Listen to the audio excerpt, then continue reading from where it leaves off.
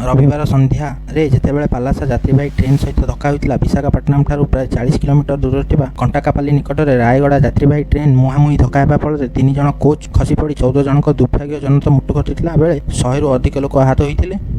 आंध्र प्रदेश मुख्यमंत्री जगन रेड्डी ट्रेन दुर्घटनार पीड़ितों को श्रद्धांजलि अर्पण करते। विजयनगर में पहुंची से सीएम जगन रेड्डी कांटाकापल्ली निकटरे ट्रेन दुर्घटनार आहत होता व्यक्ति को देखा कर साहस को प्रशंसा करते। यह समय ट्रेन दुर्घटनार मृत्यु संख्या 14 को अधिक को वृद्धि पाई और 100 रु अधिक लोक आहत होते। यह पीड़ित मैंने वर्तमान विजयनगर समेत विशाखापाटना चिकित्सित होती। मृतकों उपर पोस्टमार्टम चलती और दुर्घटना स्थल में उद्धार कार्य जारी रही। स्थानीय लोक समेत पुलिस अग्निशम सेवा और अन्य माने घंटा घंटा धरी बंची लोक बाहर कर ट्रेन मृतदेह उद्धार करते। स्थानीय लोक मैंने सोमवार किसी उद्धार कार्य दल को जल स्नाक्स और खाद्य जोगाउथिले। आंध्र ट्रेन दुर्घटना खबर ट्रेन सेवा पुनरारंभ करने को अनुमति दे ट्रैक पुनर्स्थापित देला। प्रथम सामग्री ट्रेन अपराह्न 2:23 डाउन लाइन देइथिला।